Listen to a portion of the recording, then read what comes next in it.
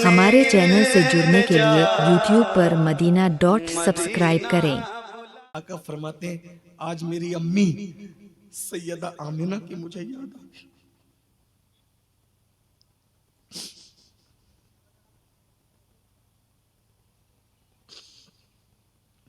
जिस रसूल के घर में किसी चीज की कमी नहीं थी, सिर्फ सर में दर्द होता है तो मेराज नसीब होती, उस रसूल को अपनी अम्मी याद आई और माँ को याद करके रसूलुल्लाह रो रहे हैं। कब? हिजरत के बाद हुजूर अलैहिस्सलाम एक दिन नए कपड़े पहनकर, ये भी घर की जिंदगी हुजूर की घरेलू जिंदगी है, जरा तवज्जो से सुन। एक दिन नए कपड़े पहनकर उम्मुल मोमिनीन सैयदा आयशा से कहा, आयशा मैं कैसा लग रहा हूँ? हाय अल्लाह अकबर। जिसको अल्लाह कहे वह दुहा है, जिसकी जुल्फों को कहे वह लैल, जिसकी मुस्कुराहटों कहे वह नज्म, जिसके चलने को कहे ला उक़्सिम बिहाज़ल बलद, जिनके चादर ओढ़ने को कहे या अय्युहल मुद्दस्सिर, जिसके झुरमुट मारने को कहे या अय्युहल मुज़्ज़म्मिल, अल्लाह अकबर। जिसकी आंखों को माज़ागल बसर कहे, जिसकी अल्लाह यूं तारीफ करे, वो अपनी बीवी से पूछ रहे मैं कैसा लग रहा हूं? हम भी पूछ। एक नौजवान था, उस जवान की करामत ये थी कि वो जलती हुई अंगारों में हाथ डाल देता था, आग उसके हाथ पे असर नहीं करती। बहनों की खास तवज्जो, वो जवान साहिबे करामत हो गया, जलते हुए अंगारों में हाथ डालता है, आग उसके हाथ पे असर नहीं करती। लोग उससे पूछते थे, ऐ जवान आखिर ये करामत तुझे कैसे मिली? क्योंकि तू गारों में जाकर तूने इबादतें तो नहीं की, तूने चिल्ले तो नहीं किए, रियासतें तो नहीं की, तूने कोई रियाजत नहीं की, गारों में नहीं गया, फिर ये बता कि तुझे ये करामत मिली कैसे, तुझे ये करामत नसीब कैसे हुई? तो वो जवान लोगों को टाल देता था, छोड़ो यार, ये ना पूछो, ये ना पूछो, ये ना पूछो। उसका एक पक्का गहरा दोस्त था, उस गहरे दोस्त ने कहा, यार ये भी कोई दोस्ती हुई कि दोस्तों से भी कोई राज छुपाया जाता है? मैं तेरा दोस्त हूं, दुनिया जानती है कि सबसे पक्का दोस्त हूं, सबसे गहरा दोस्त हूं, ये बताना कि तुझे ये करामत कैसे मिली? तो वो नौजवान अपने दूसरे जवान दोस्तों को बताता है, ये करामत मेरी कोई करामत नहीं है, ये किसी लड़की की दुआ का असर है, और उस लड़की की दुआ की बरकत से ये करामत नसीब हुई। कहा वो क्या, वो कैसे? तो कहा वाकया ये है कि जब मैं जवान था, मैंने जवानी की दहलीज पे कदम रखा, जवान भी था, खूबसूरत भी था और मालदार भी था। अल्लाह ने जवानी भी दी थी, हुस्न भी दिया था, मालदारी भी दी थी। मैं अपने घर के टेरिस पर टहल रहा था, 14वीं रात का चांद पूरे आबोताब के साथ चमक रहा था। मैंने अपने घर की टेरिस पर देखा, एक हुस्न की मलिका खड़ी है, बहुत खूबसूरत लड़की को मैंने देखा, आंखें चार हो गई। जैसे आंखें चार हुई तो मैं उस लड़की पर शैदा हुआ, उस लड़की की मोहब्बत मेरे दिल में पैदा हुई और मैं उस लड़की का आशिक हो गया। कहते हैं जवानी दीवानी होती है, जवानी दीवानी होती, आमतौर पे ये हादसात होते रहते हैं। लेकिन एक बात आपको बता दूं, जिसके दिल में नबी का इश्क नहीं होता वो लोगों पे फिदा होता रहता है, लेकिन जिसके दिल में इश्क मुस्तफा होता है वो किसी के हुस्न पर फिदा नहीं होता। बताओ, है दुनिया में कोई इतना खूबसूरत जितना हमारा नबी खूबसूरत, हमारे रसूल खूबसूरत है। अल्लाह ने नबी भी दिया तो कैसा नबी दिया, जैसे सारे नबियों में इल्म में बेमिसाल है, जैसे सारे नबियों में नसब में बेमिसाल है, जैसे सारे नबियों में तकवे में बेमिसाल है, जैसे सारे नबियों में मोजज़ात में बेमिसाल है, वैसे हमारे नबी हुस्न में भी बेमिसाल है। अल्लाह ने उनको वो हुस्न अता फरमाया है कि हुस्न यूसुफ भी उनको हैरत से तकता है। क्या हुस्न है ऐ सैयद अबरार तुम्हारा, अल्लाह भी है तालिबे दीदार तुम्हारा, क्यों दीद के मुश्ताक ना हो हजरत यूसुफ, अल्लाह का दीदार है दीदार तुम्हारा।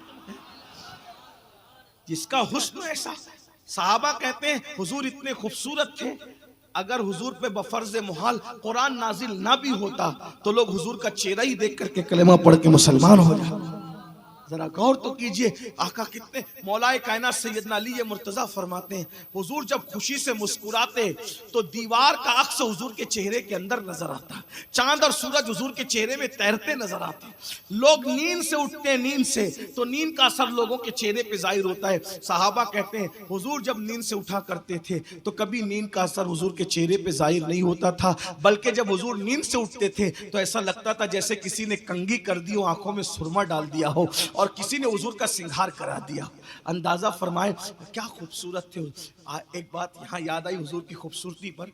हुजूर अलैहिस्सलाम एक दिन नए कपड़े पहनकर, ये भी घर की जिंदगी हुजूर की घरेलू जिंदगी है, जरा तवज्जो से सुन। एक दिन नए कपड़े पहनकर उम्मुल मोमिनीन सैयदा आयशा से कहा, आयशा मैं कैसा लग रहा हूँ। हाय अल्लाह अकबर। जिसको अल्लाह कहे वह दुहा है, जिसकी जुल्फों को कहे वह लैल, जिसकी मुस्कुराहटों का वह नज्म, जिसके चलने को ला उक़्सिम बिहाज़ल बलद, जिनके चादर ओढ़ने को या अय्युहल मुद्दस्सिर, जिसके झुरमुट मारने को या अय्युहल मुज़्ज़म्मिल। अल्लाह अकबर। जिसकी आंखों को माज़ागल बसर कहे, जिसकी अल्लाह यूं तारीफ करे, वो अपनी बीवी से पूछ रहे मैं कैसा लग रहा हूँ। हम भी पूछते ना मैं कैसा लग रहा हूँ, लेकिन किससे पूछते हैं? दोस्तों से, यारों से, है ना। और हुजूर किससे पूछते थे? अपनी बीवी से। जरा घर में ऐसे भी तो रहो। लोग घर में तो मोचों पे ताव देकर रहते, लड़ाई झगड़ा करते। जलसे में अदब से बैठना कोई मुअद्दब होने की दलील नहीं है। जलसे में तो अदब से बैठना आपकी मजबूरी है। आका फरमाते तुम में सबसे बेहतर वो है जो अपनी बीवी के साथ अच्छा सलूक करता है।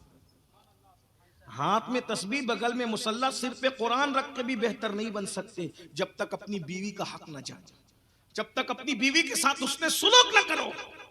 अल्लाह के रसूल उम्मुल मोमिनीन से पूछ रहे आयशा मैं कैसा लग रहा हूं। हाय हाय, तसव्वुर बनाए लेने को चाहता है।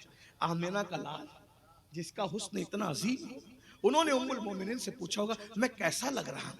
अब उम्मुल मोमिनीन का जवाब, उम्मुल मोमिनीन भी फिर उम्मुल मोमिनीन, मुफ्ती चार मिल्लत जिसके बिस्तर पे कुरान नाजिल होता, उन्होंने कहा या रसूल अल्लाह आप कैसे लग रहे हैं। अरे जिसने यूसुफ को देखा, यूसुफ को देखकर अपनी उंगलियां काट ली, कसम खुदा की अगर आपको देख लेती उंगलियां नहीं काटती अपने दिल काट लिया करती। वो कमाल हुस्न हुजूर है कि गुमान नक्श जहां नहीं, यही फूल खार से दूर है, यही शम्मा है कि धुआं नहीं। नारे तकबीर पर मिली यूं तो किसको ज़बान नहीं, वो सुखन है जिसमें सुखन न हो, वो बयां है जिसका बयां नहीं। फुसहा अरब के बड़े बड़े तेरे आगे यूं है दबे लचे, कोई जाने मुंह में ज़बान नहीं बल्कि जिस्म में जान नहीं। तो करूं तेरे नाम पे जान फिदा, न बस एक जान दो जहां फिदा, और दो जहां से भी नहीं जी भरा, करूं क्या करोड़ों जहां नहीं। वाह वाह वाह। कितने खूबसूरत हैं वो, हैं जिसके हुस्न की कसम कुरान उठाता है, जिसके हुस्न की कसम कुरान खाता। अल्लाह अकबर। तो अर्ज ये कर रहा था कि दिल में अगर हुजूर का इश्क हो, दिल बहकता नहीं। इसीलिए मेरे आका अलैहिस्सलाम ने फरमाया अपने बच्चों को 3 बातें सिखाओ, 3 बातें, नबी का इश्क, नबी की अहले बैत का इश्क और कुरान की तालीम। न हमने नबी का इश्क सिखाया, न औलाद नबी का इश्क सिखाया, न कुरान की तालीम दी, कुछ नहीं अमल किया, बस अपनी मर्जी से जिंदगी जी रहे। मेरे भाई ये औलाद अल्लाह की अमानत है। तो मैं अर्ज जो कर रहा था कि उस जवान, मैं इधर उधर हो जाऊं तो आप भूलिएगा मत, इस वाक़े को मेरे साथ साथ चलिएगा। वो जवान कहता है कि मैं जवान था, भरपूर जवान थे, शबाब का आलम था। खूबसूरत लड़की सामने की टेरिस पे दिखी तो मैं उसको पाने की कोशिश करता रहा, लेकिन जब जब मैंने उसको लालच दी, जब जब मैंने उसको लालच दी, वो लड़की मुझसे कहती रही, एक जुमला याद रख ले, बहुत खूबसूरत जुमला। वो लड़की कहती रही, ए नौजवान लज्जत के लिए गुनाह मत कर, लज्जत चली जाएगी गुनाह बाकी रह जाएगा। आज हम किसके लिए गुनाह करते हैं? लज्जत के। लज्जत कितनी रहती? लज्जत 2 मिनट से ज्यादा लज्जत नहीं। हराम खा रहे हो लज्जत के लिए, हराम लुकमे की लज्जत कहां तक? जबान की नोक से जबान की जड़ तक। हलक के नीचे बिरयानी का जो अंजाम होता है वही सूखी रोटी का भी अंजाम होता है। हलक के नीचे लुकमा उतरा, जहां सूखी रोटी जाएगी वहां बिरयानी भी जाएगी, जहां सूखे चावल जाएंगे वहीं तंदूरी भी जाएगी। इतनी सी एक उंगल की जबान की लज्जत के लिए हराम लुकमा खाना। सूद खा रहे मुसलमान, सूद। सूद क्या है? हदीस पाक आका अलैहिस्सलाम फरमाते हैं सूद खाने वाला, एक लुकमा सूद खाने वाला और मां के साथ 36 मर्तबा जिना करने वाला दोनों बराबर है। एक लुकमा सूद का खाना और मां के साथ 36 बार जिना करना बराबर है। सूद खाना काबे में जिना करना बराबर है। हराम में मुब्तला हो गए, सूद खा रहे, सूद के धंधे कर रहे हैं। बल्कि सूवर खाने से भी खिंजीर, सूवर खाने से भी बुरा सूद खाना है, क्योंकि सूवर हराम, सूद भी हराम, मगर जो सूवर खाते हैं हराम है। अल्लाह ने उनके साथ जंग का ऐलान नहीं किया, मगर जो सूद खाते हैं अल्लाह ने कुरान में उनके साथ जंग का ऐलान किया है। लज्जत के लिए गुनाह मत करो, लज्जत चली जाएगी, गुनाह बाकी रह जाएगा। उस लड़की ने बार बार कहा, वो उसके चक्कर में नहीं आई। ये गरीबी अमीरी लगी है धूप छांव की तरह। मैं कौम की बेटियों से कहता हूं, बागैरत बनो, किसी बड़े से बड़े इंसान के सामने अपनी आबरू का सौदा मत करो, अपनी इज्जत की हिफाजत करो। वो नौजवान कहता है, मैं बहुत डोरे डालता रहा, बड़ी लालच देता रहा, लड़की मेरे चुंगल में ना आना था ना आई। उसकी शादी होगी, शादी होके वो चली गई, 3 बच्चों की मां बन गई। मुझे शादी के बाद उसकी कोई खबर ही नहीं, मैं भूल गया उसको। अचानक हमारे गांव में, हमारे इलाके में कहत था, कहत साली आ गई। जब कहत का दौर आया, कहत साली आ गई, तो उस वक्त हर मालदार के दरवाजे पर गरीब लोग भीख मांगने आ गए। गरीब तो गरीब ही होता है, थोड़े से हालात ऊंच नीच हो जाएं तो लोग इससे उससे मांगने लगते हैं। जो रोजाना कमाते हैं बेचारे, उनके पास रहते ही क्या है, अगर बीमार पड़ जाए तो भी वो भीख मांगने पे मजबूर हो जाते हैं। तो वो जो नौजवान अपने दोस्तों को दास्तान सुनाते हुए कहता है कि हर गरीब मालदार के दरवाजे पे कहत साली में भीख मांगने आ गया। हम मालदार थे, आज भी मालदार हैं। मेरे अब्बा ने कहा, बेटा गरीबों को अनाज तकसीम करो, कुछ सवाब का काम करो। मैं लोगों को सामान और अनाज तकसीम कर रहा था, मैंने अचानक क्या देखा कि जो गरीबों की कतार थी, गरीबों की जो क्यू लगी हुई थी, उस कतार के अंदर वो लड़की भी खड़ी थी जिससे मैं प्यार और मोहब्बत करता था और उसको हासिल करना चाहता था। लेकिन एक तवील अरसे के बाद वो लड़की मुझे दिखाई दी। मैंने अपने नौकरों से कहा, जल्दी से सबको दो, तुम लोग तकसीम करो। उस लड़की को बुला के घर में ले गया। मैंने उसको कहा, क्यों आई हो? उसने सर झुकाकर आंख में आंसू लाके कहा कि मेरे 3 बच्चे हैं और गरीब शौहर के साथ ब्याई गई थी और शौहर मर चुका है। जवानी में बेवा हो गई हूँ, बच्चों को खिला नहीं सकती। गुर्बत और तंगदस्ती का दौर दौरा है, मेरे बच्चे बेकरार और बेचैन है, इसलिए मैं तेरे दरवाजे पे आई हूँ। सुना है कि तुम सबको अनाज तकसीम कर रहे हो, रोटी तकसीम कर रहे हो, खाना तकसीम कर रहे हो। मेरे बच्चों को भी कुछ दे दो, तुम्हारा भला होगा, दुआ दूंगी। बेवा हूँ, यतीम बच्चों के लिए भीख मांगने आई हूँ, कुछ दे सकते हो? वो नौजवान अपने दोस्तों से कहता है, मैं खुश हो गया कि आज इसकी गुर्बत का पूरा पूरा फायदा उठाऊंगा और इसकी गुर्बत का फायदा उठाकर इसने जो कंवारेपन में मुझे जो मेरी बात नहीं मानी, उसका मैं बदला लूंगा। मैंने उस लड़की को कहा, अगर अपने बच्चों की भूख का तुम्हें इतना ही एहसास है तो अपना जिस्म मेरे हवाले कर दो, मैं तुम्हारे जिस्म से खेलना चाहता हूं। यानी उसने जिना की और बदकारी की दावत दी। लड़की कांप गई, उसका पूरा बदन कांप गया और उसने फिर वही जुमला कहा, ए नौजवान, अल्लाह से डर, लज्जत के लिए गुनाह मत कर, लज्जत चली जाएगी, गुनाह बाकी रह जाएगा। और मैं अपने जवानों से कहता हूं, जिना वो गुनाह है, जिना। बुजुर्गान दीन कहते हैं, जिना करने वाला अगर 7 समुंदरों से गुस्ल कर ले तो भी उसके दिल पर जो जिना का धब्बा लगा है, 7 समुंदरों का पानी भी दिल के धब्बे को धुल नहीं सकता। सरकार गरीब नवाज का फरमान है, जब जिना करने वाला जिना करने के बाद गुस्ल करता है तो उसके हर कतरे के बदले में, हर बाल पे से जो कतरा गिरता है, गुस्ल का कतरा, अल्लाह रब्बुल इज्जत हर कतरे के बदले में उसे 1 साल के गुनाह का अजाब देता है। साल भर के गुनाह एक कतरे में, जिना के गुस्ल के बाद हर गुस्ल के कतरे पर 1-1 साल का गुनाह उसके नामे अमाल में लिखा जाता है। और हर कतरे से, जिना के के बाद हर कतरे के बदले में उतने ही शैतान पैदा किए जाते हैं, शयातीन पैदा किए जाते हैं। और वो सारे शयातीन क़यामत तक के जराइम करते रहेंगे और उस सब का वबाल उसके सर पे आएगा जिसके जिना के गुस्ल से वो शैतान पैदा हुए थे। और ये भी सुन लो, बुजुर्गों ने यहां तक फरमाया, जिना करने वालों की नस्लों में अल्लाह लंगड़ी, लूली, अंधी, बैरी, ऐबी औलाद पैदा करता है। ऐबी औलाद, ये अल्लाह की सजा है। अल्लाह की तरफ से उनको सजाए, लम्हों के गुनाहों ने सदियों की सजा पाई।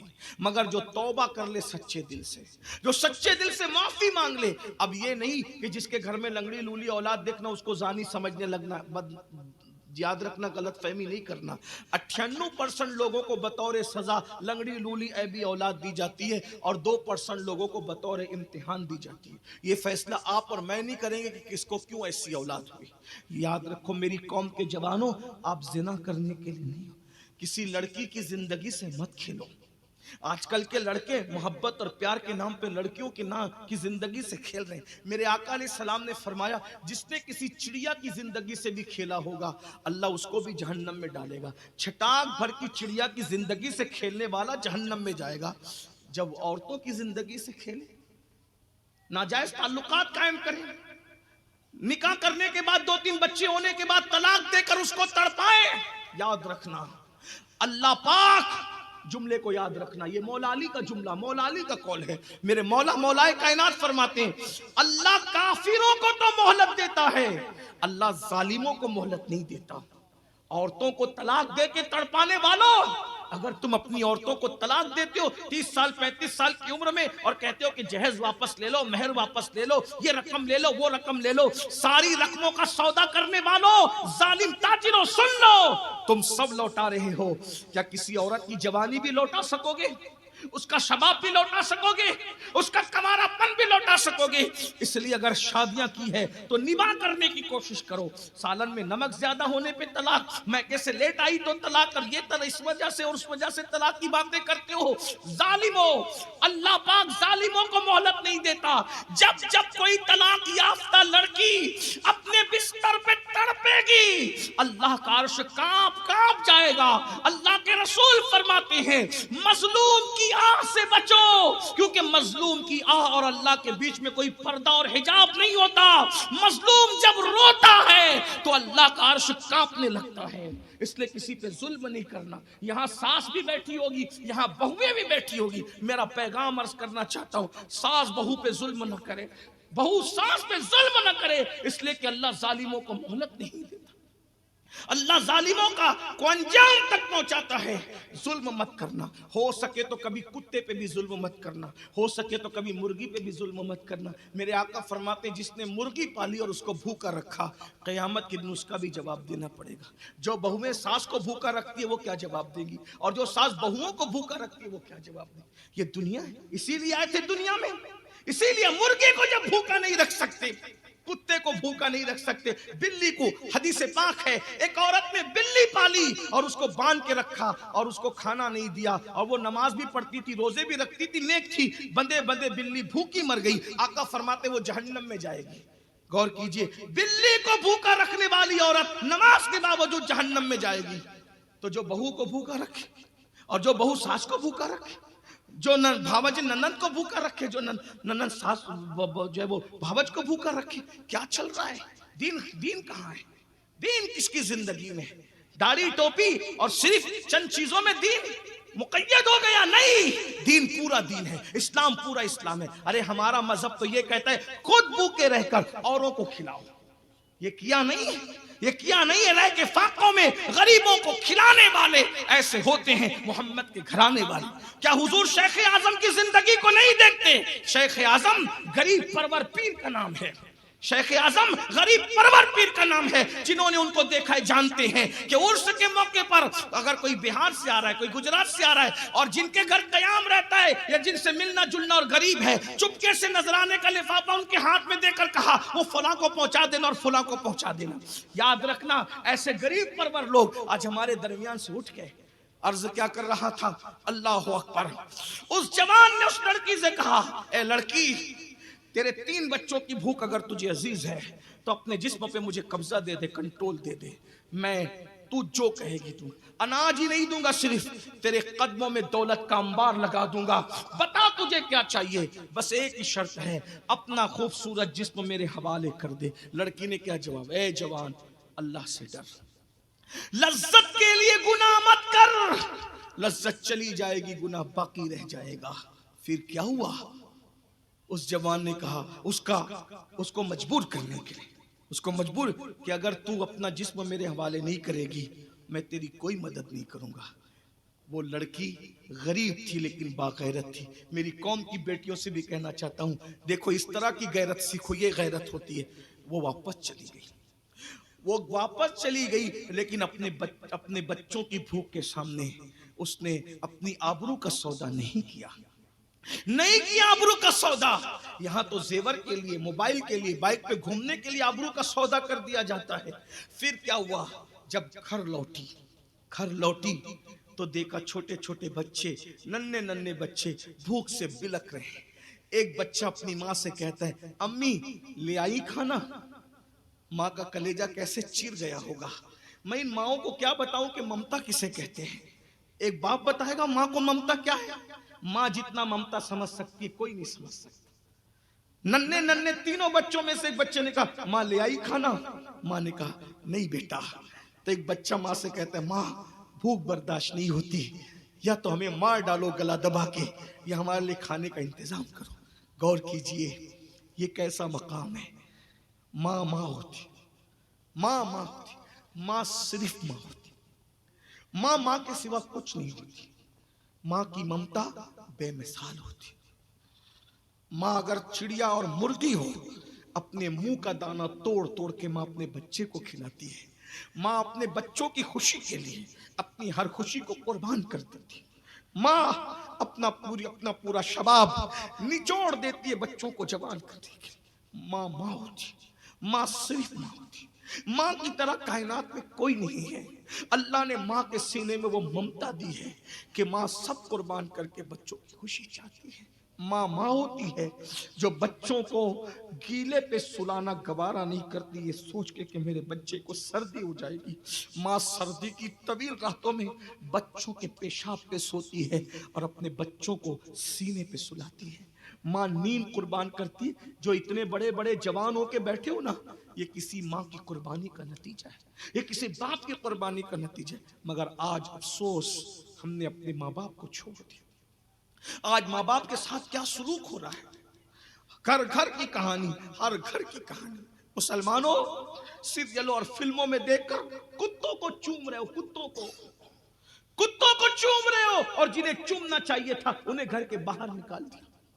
आज के मुसलमान कुत्ते और बिल्ली पाल के, कुत्ते बिल्ली को अपनी बगल में लेकर नरम गद्दों पे सो रहे, और माँ बाप को घर से बाहर निकाल। किसी के माँ बाप बहन के घर पल रहे हैं, किसी के माँ बाप पड़ोसी के यहाँ पल रहे हैं। किसी जालिम बदनसीब बेटे का बाप मस्जिद के जीने पे बैठ के भीख मांग रहा है। किसी की माँ मोहल्ले की औरतों की खुशामद करती है कि आधी रोटी उसको खाने मिल जाए। माँ ने इसीलिए पाला था, बाप ने इसीलिए पाला था। बताओ आज सबसे वफा कर रहे हो, माँ बाप से कब वफा करो। माँ बाप की अहमियत जानो। मैंने पूरे मुल्क में कहा, बहनों से भी बेटियों से भी कहता हूँ, पूरे मुल्क में कहता हूँ, किसी खूबसूरत से खूबसूरत इंसान को देख के वो सवाब नहीं मिल सकता जो माँ बाप के झुर्री पड़े हुए चेहरों को देख करके मिलता है। माँ बाप के चेहरों को देखने से मकबूल हज का सवाब मिलता है। अगर 50 बार माँ बाप को प्यार से देखो, 50 मकबूल हज सवाब मिलेगा। 100 बार देखो, 100 बार मकबूल हज का सवाब मिलेगा। अपने माँ बाप को छोड़ दिया, वो आपकी जन्नत और जहन्नम है। जवान होकर माँ बाप को डांटते हो। जब किसी पिकनिक पर जाते हो तो होटल में चाय पीते हो, हर दोस्त के जेब में हाथ जाता है, मैं बिल दूंगा, मैं, यही ना, दोस्तों पे खर्च करने के लिए मैं दूंगा। और अगर माँ बाप बीमार पड़ जाए तो भाई दवा खाने में झगड़ा करते हैं, तू बिल दे और तू बिल दे और तू बिल दे। ये कयामत की निशानियों में से निशानी है। मेरे आका ने फरमाया, लोग बाप से ज्यादा अपने दोस्तों से प्यार करेंगे। ये कयामत की निशानियों में से निशानी। दोस्त तो नाराज हो, गवारा नहीं है, कैसे उसका हाथ पकड़ पकड़ के मनाते हो। कभी बाप को भी ऐसे मनाया, कभी बाप को भी ऐसे मनाया। अरे बाप तो वो है, आका फरमाते हैं, तुम्हारे माँ बाप राजी है तो तुमसे अल्लाह भी राजी है, तुम्हारे माँ बाप नाराज है तो तुमसे अल्लाह भी नाराज है। सबकी दुआ हासिल करने के लिए मिन्नत और समाजतें करते हो। है किसी की दुआ का वो मकाम जो माँ बाप की दुआ का मकाम है। मेरे आका अलैहिस्सलातु व तस्लीम ने फरमाया, दुआ वालिदिही ले वलदिही का दुआई लकुम, तुम्हारे बाप की दुआ तुम्हारे हक में ऐसी है जैसे मुझ मोहम्मद की दुआ मेरी उम्मत के लिए है। यानी आका बता रहे कि मुझ मोहम्मद की दुआ रद्द नहीं होती, वैसे ही तुम्हारे बाप की दुआ तुम्हारे हक में रद्द नहीं होती। और यहां तक फरमाया, किसी के लिए पूरी कायनात मिलकर के दुआ करे, अकेली माँ उसके लिए बद्दुआ करे, पूरी कायनात की दुआ रद्द कर दी जाएगी, माँ की बद्दुआ कबूल कर ली जाएगी। पूरी कायनात मिलकर किसी के लिए बद्दुआ करे, अकेली माँ उसके लिए दुआ करे, कायनात की बद्दुआ रद्द कर दी जाएगी, माँ की दुआ कबूल कर ली जाएगी। इतनी ऑथेंटिक दुआ, इतनी पुरजमानत दुआ, इतनी मकबूल दुआ, वो दुआएं छोड़कर किस किस के पीछे भागते हो? हम लोगों के हाथ चूमने वालों, कभी अपने माँ बाप के भी हाथ चूमते हो? हम लोगों को नजराने देने वालों, कभी अपने माँ बाप को भी नजराने देते हो? अफसोस, बदल गए मुसलमानों तुम। मां की बद्दुआ लेकर किसी की दुआ तुम्हें फायदा नहीं पहुंचाएगी, बाप को तड़पा कर किसी को खुश करना तुम्हें फायदा नहीं पहुंचाएगा। मैं नाखा को नजराना देने का मुखालिफ नहीं, दो हुजूर की सुन्नत है। हुजूर के पास तो जो सबसे कीमती चीज होती थी हुजूर नाखा को वो देते थे। हुजूर अलैहि सलाम ने बुर्दे यमानी पहनाई सहाबा को जिन्होंने नाते पढ़ी। लेकिन एक बात पूछता हूं, नातों पे लुटाने वालों, क्या बाप पे भी कभी ऐसे लुटाया है? कभी माँ पे भी ऐसे लुटाया है? दोस्तों को गिफ्ट देने वालों, कभी अपने माँ बाप को भी गिफ्ट दिया है? लड़कियों से एक एक घंटा नाजायज ताल्लुकात की बुनियाद पे बात करते हो, माँ इंतजार करती है मेरा बेटा मेरी खैरियत तो पूछ ले। कोई पूछता है खैरियत? कलकत्ता, दिल्ली, सऊदी, दुबई कमाने गए, 24-24 घंटे गुजर जाते हैं, बल्कि कई कई महीने गुजर जाते हैं। माँ बच्चों को तो याद करते, लेकिन बच्चे कभी माँ बाप को एक फोन करके खैरियत नहीं पूछते। यही दीन है। ये याद आएगी जिस दिन ये खूबसूरत चेहरे, चुर्री पड़े हुए चेहरे जो मकबूल हज का सबब बनते हैं, जिस दिन ये माँ बाप दुनिया से चले जाएंगे, उस दिन तुम्हें ये बहुत याद आएंगे। लेकिन उस वक्त पछताओगे। कदरे नेमत बादे ज़वाल, मेरी कौम के जवानों, माँ बाप को डांटने वालों, माँ बाप की बद्दुआएं लेने वालों, माँ बाप को घर से निकालने वालों, माँ बाप को जलील करने वालों, माँ बाप से ऊंची आवाज से बातें करने वालों, जिस दिन ये कब्रों में चले जाएंगे तुम पछताओगे। उस वक्त तो तुम दुआएं करोगे कि ये ख्वाब में नजर आए, मगर ये चेहरे कभी तुम्हें ख्वाब में भी नजर नहीं आते। बल्कि एक बात मैं आपको बताऊं, मुझे और तुम्हें क्या माँ बाप याद आएंगे? अल्लाह हमारे माँ बाप को लंबी उम्र दे, जिनके चले गए अल्लाह उन्हें माफ करे। हुजूर को भी माँ बाप याद आए, अल्लाह के रसूल को भी माँ बाप याद आए। एक दिन अल्लाह के रसूल अलैहिस्सलाम मस्जिद नबवी के कोने में बैठ के मगरिब के बाद चुपके चुपके रो रहे, चुपके चुपके। साहबा हुजूर को तक रहे थे, साहबा ने हुजूर को रोते देखा, साहबा भी रो पड़े। करीब आ गया, हुजूर को घेर लिया, सरकार से पूछा आका रोने की कोई वजह नहीं मालूम, आप क्यों रो रहे हैं? रोने की वजह क्या है? आका फरमाते हैं आज मेरी अम्मी सैयदा आमिना की मुझे याद आ गई।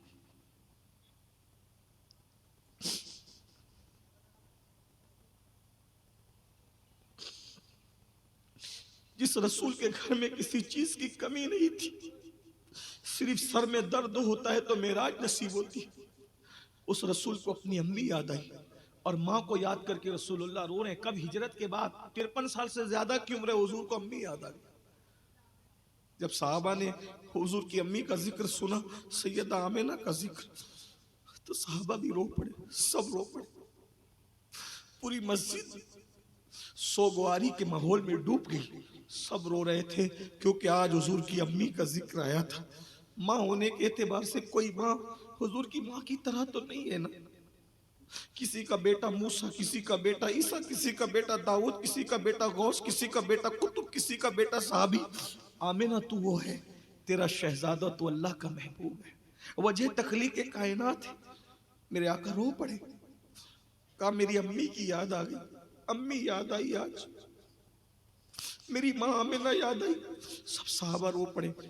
रोते रोते जब इफाका हुआ तो सरकार ने फरमाया ऐ मेरे सहाबा, अगर आज मेरी माँ आमिना होती कितना अच्छा होता। हुजूर को याद है, हुजूर याद कर रहे हैं। नाफरमानो, जब तुम्हारा कोई दिल दुखाएगा तो तुम्हें माँ याद आएगी। जब तुम्हारी औलाद तुम्हें घर से बाहर निकालेगी लात मार के तो तुम्हें माँ याद आएगी, बाप याद आएगा, बाप के साथ किया हुआ जुल्म याद आएगा। और सुनो, आज जितना जुल्म तुम अपने माँ बाप पे करोगे उससे डबल जुल्म तुम्हारी औलाद तुम पे करेगी। तैयार हो जाओ, कमा तदीनु तुदान, तुम जैसा करोगे वैसा भरोगे। और ये आजकल की औरतें, मेरी माएं और बहनें, अपने शौहर को बहकाती है, तुम्हारे बाप बुढ़े बुढ़ी रहेंगे तो मैं नहीं रहूंगी। अरे अपने शौहर की जन्नत मत छीन, जैसे तेरे शौहर के माँ बाप है वैसे तेरे भी है। अगर तू अपने सास ससुर को घर से निकलवाएगी तो तेरे माँ बाप को भी घर से निकाला जाएगा। और अगर माँ बाप को ना भी निकाला गया तो तू आज सास, आज तू बहू है, कल तू सास बनेगी। आज तू अपनी सास पर जो जुल्म करेगी कल तेरी बहू भी तुझ पे जुल्म करेगी। मेरी बहन, अल्लाह दूर नहीं है, अल्लाह बहुत नजदीक है। नाहनु अक़रबु इलैहि मिन हब्लिल वरीद। एक दूसरे पे जुल्म मत करो, मत जुल्म करो। आका अलैहिस्सलाम को माँ याद आई, हुजूर रो पड़े। हुजूर की अम्मी जान की याद आई। जब रोते रोते सबको इफाका हुआ, थोड़ा राहत मिली तो फरमाया, आज मेरी माँ आमिना हयात होती तो कितना अच्छा होता, क्या होता, कैसा मंजर होता। हुजूर, अब हुजूर तसव्वुर कर रहे हैं, आप भी तसव्वुर कीजिएगा कैसा मंजर, क्या हालात होते। साहबा कहते हुजूर क्या होता।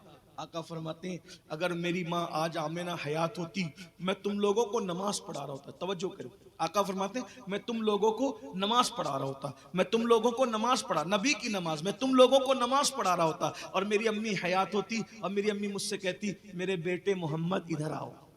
मैं नमाज में होता और मेरी माँ कहती, बेटा क्या कहती, इधर आओ। तो मैं क्या करता। साहबा कहते हुजूर क्या करते। आका फरमाते मैं नमाज छोड़ देता, मेरी माँ के लिए मैं नमाज छोड़ देता और लब्बैक या अम्मी कहते हुए, लब्बैक या उम्मी कहते हुए मैं अपनी माँ की बारगाह में हाजिर हो जाता। ये माँ है, ये माँ है। आज पसंद की शादियों के चक्कर में माँ को रुला रहे हो, बाप को रुला रहे हो। तो मैं क्या अर्ज कर रहा था, माँ माँ होती, माँ जैसा कोई नहीं। उस लड़की ने, उस नौजवान लड़की ने जब अपने बच्चों को बिलखते देखा भूख से, और एक बच्चे ने कहा, माँ या तो खाने का इंतजाम करो या फिर हमारा गला घोंट कर हमें मार डालो। उस माँ की ममता तड़प गई, मचल गई माँ। और उस माँ ने कहा, आज मैं जिना कर लूंगी। अब तवज्जो, बहुत नाजुक मोड़ पे ये बात आ गई। उस माँ ने कहा दिल ही दिल में, आज मैं जिना कर लूंगी, आज मैं बदकारी कर लूंगी, बच्चों की जान बचा लूंगी। मेरे बच्चों की जान बच जाएगी फिर मैं तौबा कर लूंगी। तौबा करो तो अल्लाह माफ कर देता है। ये शैतान का बड़ा मक्र है, शैतान का बड़ा फरेब है मेरे भाई, बड़ा फरेब है शैतान का। शैतान वसवसे डालता है। क्या वसवसा? अरे गुनाह कर लो बाद में तौबा कर लेना। मेरे भाई किसने गारंटी दी कि तौबा की मोहलत मिलेगी? अगर गुनाह करते करते मौत आ गई तो अल्लाह को क्या मुंह दिखाओगे? अगर गुनाह, जिंदगी का भी भरोसा है? कोई तकरीर करते करते मर गया, कोई खाते खाते मर गया, कोई सोते सोते मर गया, कोई बैतुल खला करते करते मर गया। अल्लाह की पनाह, अल्लाह की पनाह। अल्लाह से दुआ करो, अल्लाह कभी गफलत वाली मौत न देना, तेरी नापसंदीदा मौत न देना। अल्लाह मौत दे तो हालत सजदा में दे, मदीने मुनव्वरा में दे, महबूब के कदमों में दे, बकी में 2 गज जमीन अता फरमा, तेरी पसंदीदा मौत अता फरमा। अल्लाह अकबर। क्यों? इसलिए कि जो जिस हालत में मरेगा उसी हालत में वो उठाया जाएगा। उस लड़की ने सोचा चलो गुनाह कर लेते हैं, बाद में तौबा कर लेंगे। निकली घर से इसी सोच से, बाद में तौबा कर लेंगे। जैसे ही गई उसने फिर कमरे में बुलाया। क्या सोचा? मदद कर दे मेरी, बहुत दुआ दूंगी तुझे, मैं तेरी कोई मदद नहीं करूंगा। अपना जिस्म मेरे हवाले कर, वरना मैं तेरी कोई मदद नहीं करूंगा। उसने उस नौजवान को देख करके कहा, अब वो सोच रही थी कि मैं हाँ कर दूं। जैसे ही हाँ करने के लिए सोचा, उसके दिल में जो अल्लाह का डर और खौफ था वो ठाठे मारने लगा। उसका रोंगटा खड़ा हो गया और उसने सोचा अल्लाह देख रहा है, अल्लाह देख रहा है, अल्लाह देख रहा है। उस नौजवान से कहा, ए नौजवान, अल्लाह देख रहा है, अल्लाह देख रहा है। सब दरवाजे तूने खिड़की बंद कर दी, एक दरवाजा अल्लाह और बंदे के दरमियान खुलता है, उसको कोई बंद नहीं कर सकता। अल्लाह देख रहा है, अल्लाह से डर। लज्जत के लिए गुनाह मत कर, लज्जत चली जाएगी, गुनाह बाकी रह जाएगा। नौजवान ने कहा, कुछ भी हो मैं तेरे साथ जिना करूंगा, बदकारी करूंगा तो ही तेरी मदद करूंगा, वरना नहीं करूंगा। उस लड़की ने कहा, सुन, एक एक बच्चे को भूख से मरता हुआ, तड़प तड़प कर मरता हुआ देख लूंगी, लेकिन अल्लाह की नाफरमानी नहीं करूंगी। मैं जा रही हूं और वापस भी नहीं आऊंगी। ये उस गरीब लड़की का तकवा था, परहेजगारी थी। वो घर चली गई, वो घर चली गई और सुन्नते फातिमी अदा करते हुए सर सजदे में रख के कहा, अल्लाह तूने चोंच दिया है, तू दाने का भी इंतजाम कर। तेरा तो वादा है ना, तूने वादा किया है कि जो मुझसे डर के गुनाह छोड़ देगा मैं उसको ऐसी जगह से रोजी दूंगा जहां उसका गुमान भी नहीं जाएगा। अभी ये दुआ कर ही रही थी कि दरवाजे पे दस्तक हुई। सज्जे से सर उठाया, दरवाजा खोला तो वही नौजवान खड़ा था, साजो सामान लेके। लड़की ने कहा, अब क्यों आया है जालिम पापी, क्यों आया है? मैं तो तेरा घर छोड़ करके आ गई। उस नौजवान ने कहा, मेरा दिल बदल गया। जब तू गरीब होकर अल्लाह से इतना डरती है तो हमें मालदार होकर अल्लाह से कितना डरना चाहिए। ये साजो सामान मैं लाया हूं, ले लो, कबूल कर लो। लड़की ने कहा, रुक, अभी नहीं। फिर उसने सजदा शुक्र अदा किया और सजदे से सर उठाकर मेरे पास आके कहा, ए अल्लाह, अगर ये नौजवान अपने दावे में सच्चा है तो मैं दुआ करती हूँ दुखी दिल से कि इस पर जहन्नम की आग भी हराम कर दे और इस पर दुनिया की आग भी हराम कर दे। मेरी दुआ है, एक गरीब बंदी की दुआ, टूटे हुए दिल की दुआ है, इस पर जहन्नम की आग भी हराम कर दे और दुनिया की आग भी हराम कर दे। और उसने वो सामान मुझसे ले लिया। वो नौजवान अपने दोस्तों को कहता है, मेरे भाई, ये उसी लड़की की दुआ का असर है कि अल्लाह ने मुझे ये करामत दे दी। क्या मैं आग में हाथ डालता हूं तो आग मेरे हाथ पे असर नहीं करती। उम्मीद है, दो दुआ दी थी, जहन्नम भी हराम, दुनिया भी हराम, तो दुनिया की आग तो हराम हो गई। उम्मीद है कि इंशाअल्लाह जहन्नम की आग भी हराम मुझ पर होगी। आप मुझे बताएं, एक लड़की अगर अपनी आबरू बचाए, मुत्तकी बन जाए, परहेजगार बन जाए, तो उसकी दुआ में इतना असर हो जाता है, उसकी दुआ में इतनी तासीर पैदा हो जाती है कि वो जिसको दुआ देती है उसको करामत मिल जाती है, तो खुद उसकी अपनी करामत की शान का आलम क्या होगा। जिसने तकवा इख्तियार किया, परहेजगारी इख्तियार किया। अपनी गुफ्तगू समेटते हुए बस आखिरी बात करना चाहता हूं, जिंदगी में कभी कोई मौका है, जिंदगी में कभी कोई मौका है गुनाह करने का, कभी कोई मौका है गुनाह करने का, ये सोचना अल्लाह देख रहा है। हदीस पाक में आता है, जो ये सोच करके गुनाह छोड़ देना कि अल्लाह देख रहा है, अल्लाह तबारक व तआला उसी वक्त तो उसको जन्नतुन नईम का मुस्तहिक करार देता है और बेहिसाब उसको जन्नत नईम मिल जाती है। अल्लाह देख रहा है, अल्लाह देख। कारों में सफर करते वक्त दिल चाहे चलो यार गाना सुनते हैं, सोचो अल्लाह देख रहा है। अगर अल्लाह ना करे इसी हालत में एक्सीडेंट हो गया तो क्या हो सकता है? पॉसिबल, मरते हैं लोग रास्ते में। चेहरे पे से जो दाढ़ियां मुड़ाकर गटरों में फिकवाते हो, हम में से कोई बंदा अल्लाह का अज़ाब बर्दाश्त करने की ताकत नहीं। जब पहाड़ पिघल जाएंगे जहन्नम में तो बताओ क्या? आज नमाज से भी हम कोसों दूर, इतनी बड़ी तादाद में, बारिश के बाद भी आप इतनी बड़ी तादाद में, हजारों की तादाद में माएँ और बहनें भी सब बैठी। कितने लोग इशा पढ़ के आए, कितने जाके फजर पढ़ेंगे?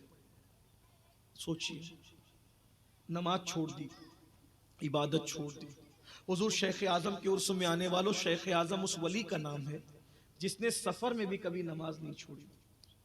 सफर में भी गाड़ियां रुकवा कर नमाज पढ़ते थे, सफर में भी ट्रेनों में नमाज पढ़ते थे।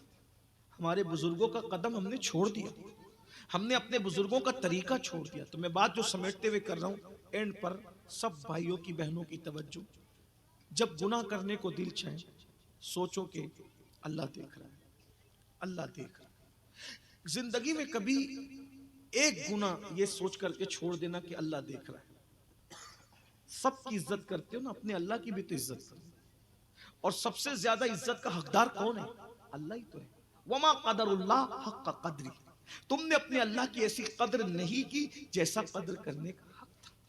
अल्लाह देख रहा है और ये तसव्वुर कि अल्लाह देख रहा है हमारी जिंदगी को बदलता है, हमारी जिंदगी में इनकलाब पैदा करता है, हमारी जिंदगी में तब्दीली पैदा करता है। तिरमिज़ी शरीफ की एक हदीस है, उसको बयान करके मैं बात पूरी कर रहा हूं, लेकिन इस हदीस को मैं अपने अल्फाज के जामे में बयान करूंगा बतौर मफहूम, ताकि बच्चे भी समझ जाएं, बहनें भी समझ जाएं, कम पढ़े लिखे लोग जो हम जैसे आते हैं वो भी समझ जाएं।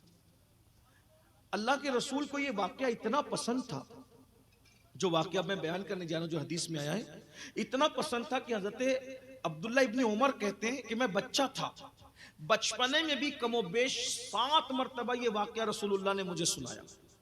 यानी बच्चे को 7 मरतबा सुनाया तो बड़े सहाबा को कितना सुनाया होगा। तो बहुत पसंद था ये वाकया। और हुजूर फरमाते हैं सल्लल्लाहु अलैहि वसल्लम कि बनी इसराइल में एक जवान था, उसका नाम किफ्ल था। किफ्ल नाम का एक जवान था। मैं बतौर मफहूम अपने अल्फाज के जमे में पढ़ रहा हूँ। किफ्ल नाम का वो जवान था और वो जवान पापी था, मुजरिम था। कुछ लोग होते हैं दौलत मिलती है तो अय्याश हो जाते हैं, आवारा हो जाते हैं। वो आवारगी करता था, बल्कि अपने अल्फाज में समझाने के लिए कहूं, वो इतना बड़ा अय्याश था, रोज जिना करता।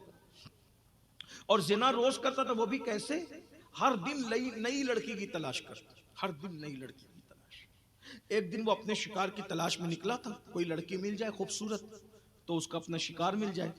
जैसे ही वो निकला और निकलने के बाद उसने क्या देखा, सामने से मोहल्ले की खूबसूरत लड़की आ रही, हसीन और जमील लड़की आ रही। उसने लड़की को देखा, वो लड़की परेशान थी, मजबूर थी।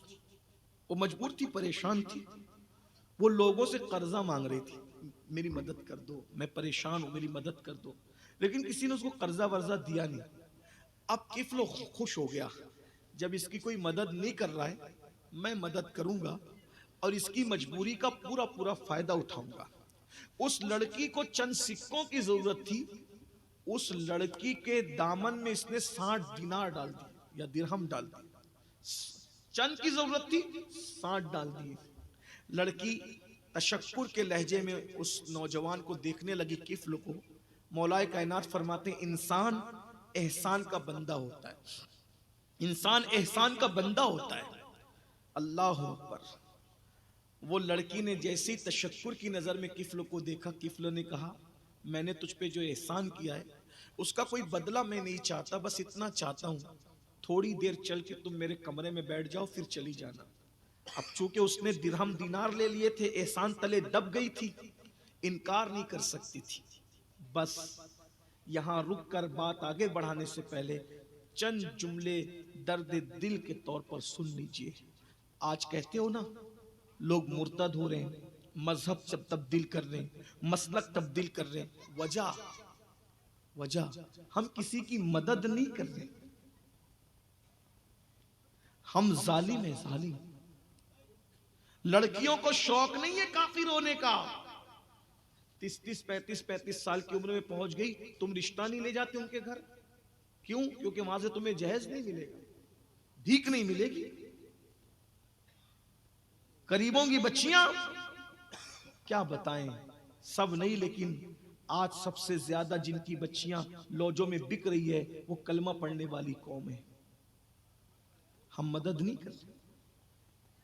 हम 5 लाख रुपए जलसे के नाम पे तो खर्चा कर सकते। मैं जलसे का मुखालिफ नहीं हूं, लोग बात को अलग रंग देते हैं।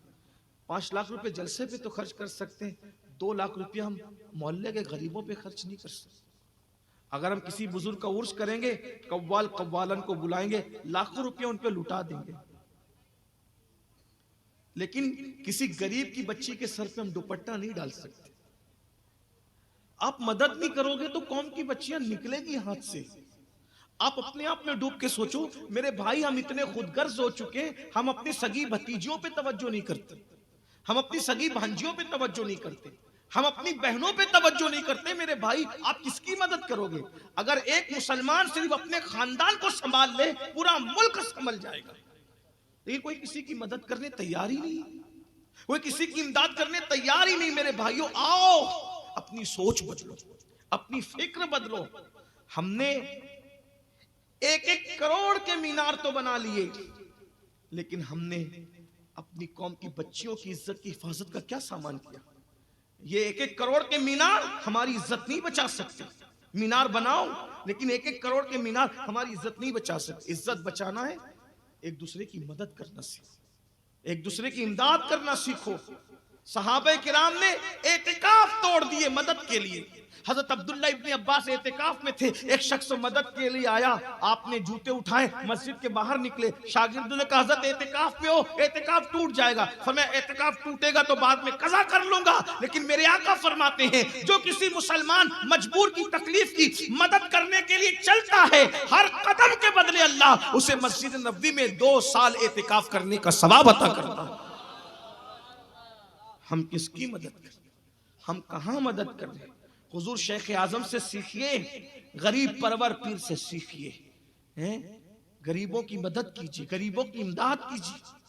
आज ये खानकाहों में लंगर का सिस्टम क्यों था? गरीबों की मदद के लिए।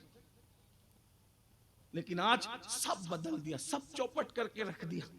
तो वो लड़की दिरहम और दीनार लेने के बाद जब किफ्ल ने कहा मेरे घर चलो, थोड़ी देर बैठ जाओ, वो लड़की साथ चली गई। जैसी वो लड़की घर में पहुंची, किफ्ल ने जल्दी जल्दी से सारे खिड़की दरवाजे बंद कर दिए। और जब सब खिड़की दरवाजे किफ्ल ने बंद कर दिए तो बंद करने के बाद धीरे धीरे खिसक खिसक कर किफ्ल उसके आगे आता रहा। और जैसी करीब आया, लड़की खड़ी हो गई और थर थर कांपने लगी। एक बात याद रखना, अल्लाह दौलत सबको देता है, लेकिन अपना खौफ सबको नहीं देता। जिससे मोहब्बत करता है उसी को खौफ खुदा अता करता है। अगर आपके दिल में खौफ खुदा नहीं है, समझ लीजिए अल्लाह मोहब्बत नहीं करता। दौलत तो वो काफिरों को भी देता है, दौलत तो वो फिरौन को भी देता है, हुकूमत तो वो नमरूद को भी देता है, लेकिन अल्लाह अपना खौफ सिर्फ अपनों को देता है, अपने चहीतों को देता है, अपने प्यारों को देता है। जिनके लिए जन्नत के फैसले करता है उन्हीं को अपना खौफ भी अता करता है, उन्हीं को अपना शौक भी अता करता है।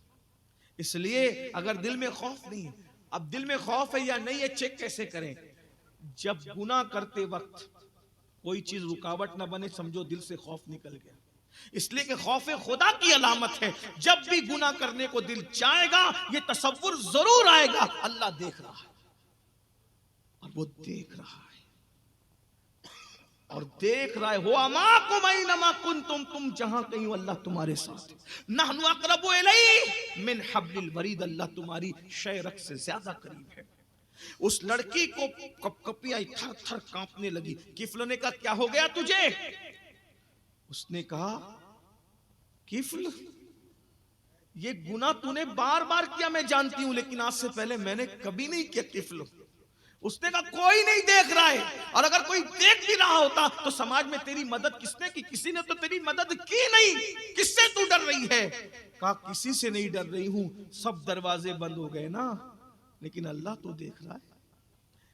मैं क़यामत के दिन कहां से अल्लाह को ताकत लाऊंगी मुंह में कि अल्लाह को जवाब दे सकूं कि मैंने किफ्ल के साथ ज़िना किया था? मैं कैसे जवाब दे पाऊंगी? मेरे अंदर हिम्मत नहीं है। किफ्ल अल्लाह से डर, अल्लाह देख रहा है। बस इतना कहना था। कहते हैं कि दिल से जो बात निकलती है असर रखती है, पर नहीं ताकत परवाज मगर रखती है। बात दिल से निकली, दिल में उतर गई। किफ्ल ने कहा जल्दी से निकल जा, अगर तू अल्लाह से डरती है मैं भी गुनाह नहीं करूंगा, जा जल्दी से। इधर वो लड़की निकल कर गई, उधर मौत का फरिश्ता घर में आया, किफ्ल की रूह निकाल ली। किफ्ल मर गया, किफ्ल मर गया। जंगल की आग की तरह पूरे शहर में बात फैल गई, किफ्ल मर गया, मर गया, मर गया।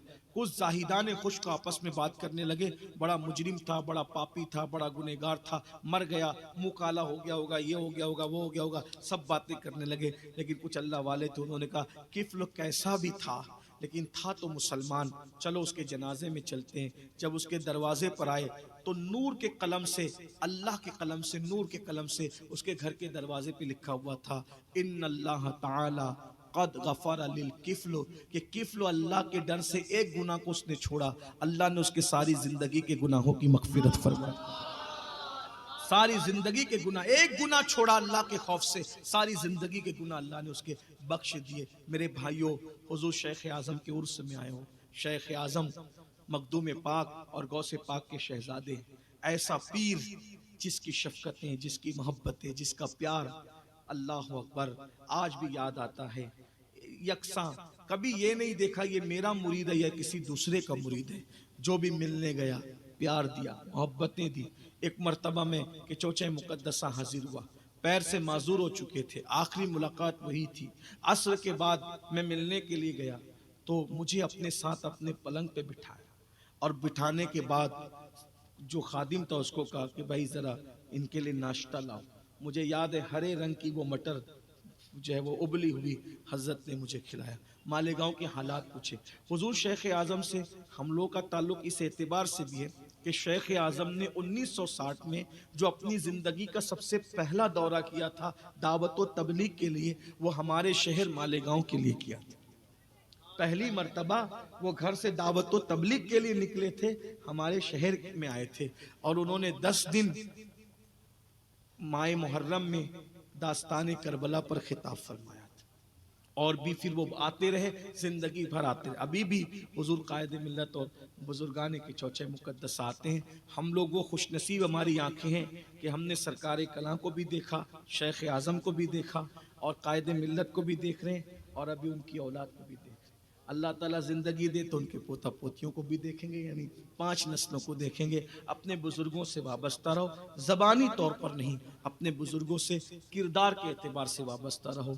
गुफ्तार के गाजी मत बनो, किरदार के गाजी बनो। अल्लाह पाक की बारगाह में दुआ करता हूँ कि अल्लाह तबारक व तआला अपने प्यारे हबीब के सदके हम सबको अमल करने की तौफीक अता फरमाए, जहन्नम की आग से हम सबको बचाए। जो पैगाम बहनों को दिया गया, भाइयों को दिया गया, उम्मीद है आप सब उस पर अमल करेंगे, नमाजों के पाबंद बने, एक दूसरे के मददगार बने। अल्लाह ताला सब पर करम की नज़र फरमाए। गुफ्तगू के दरमियान कोई गलती हो तो अल्लाह ताला माफ़ फरमा दे। अस्तगफिरुल्लाह रब्बी मिन कुल्लि ज़म्बि व अतूबु इलैहि व मा अलैना इल्ला